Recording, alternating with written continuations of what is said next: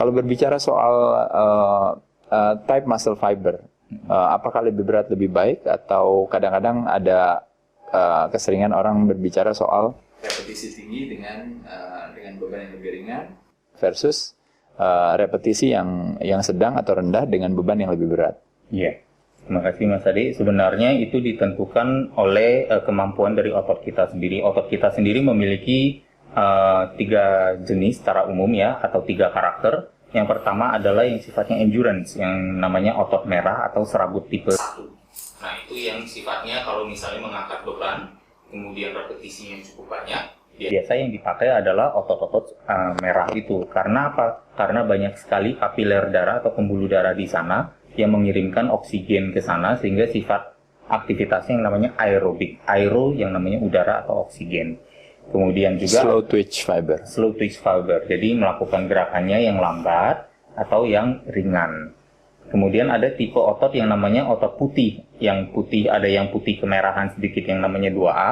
Ada juga putih yang putih, lebih putih yang namanya 2B. Nah, karakteristiknya adalah kemampuan menghandle beban yang lebih berat, atau dalam arti mengenerate force atau tenaga yang lebih besar. Contohnya begini, kalau kita melakukan gerakan yang cepat, otomatis tenaga yang diproduksi sebenarnya pasti lebih besar daripada kalau kita melakukan gerakan yang lambat, meskipun gerakannya sama. Jadi dengan hal pemahaman ini, kita bisa melatih otot-otot tertentu secara spesifik sesuai goal kita, sesuai tujuan kita lagi.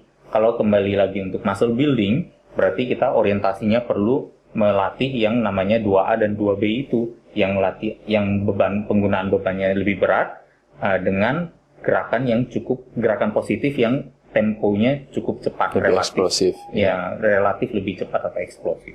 Kalau dari sisi kebanyakan komposisi tubuh manusia secara umum, apakah masing-masing orang bisa merubah komposisinya dari yang lebih banyak type 1-nya atau lebih banyak type 2-nya misalnya? Iya, secara umum memang type 1 lebih kurang 45% ya dari tubuh kita. Type 2A-nya itu lebih kurang 40%, sisanya yaitu type 2B-nya. Yang type 2B memang termasuk paling sedikit. Tergantung komposisi genetik.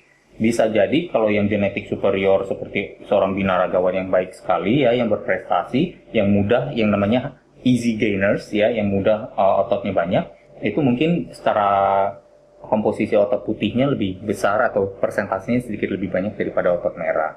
Ya, tapi bukan berarti kita tidak bisa mengganti karakteristik itu.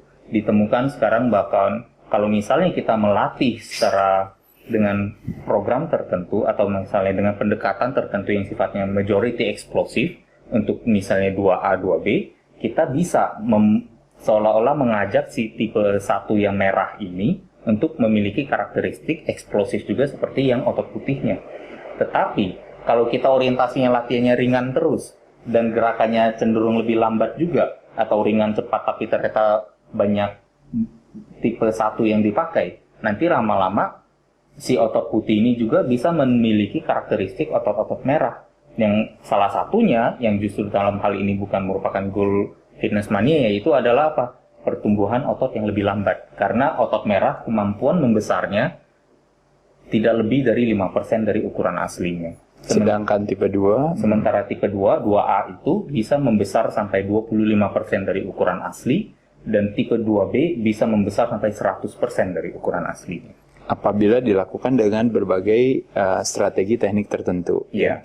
Salah satunya adalah progressive training principle, mungkin yang bisa dijelaskan kepada teman-teman. Ya, progressive training principle dalam hal ini yaitu berusaha untuk selalu atau mungkin dalam satu kurun waktu tertentu meraih satu bentuk kemajuan. Dalam hal ini adalah kemajuan misalnya dalam peningkatan kekuatan, ya, kemajuan juga dalam hal jumlah angkatannya, atau bahkan kemudian ada satu elemen lagi, karena kita berbicara mengenai otot putih yang sifatnya eksplosif atau cepat, berarti ada elemen speed di dalamnya.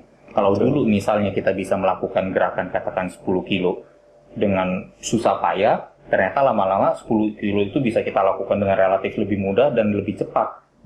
Pastinya itu sudah bisa kita namakan sesuatu progres. Pada saat itulah waktu yang tepat bagi kita untuk meningkatkan beban.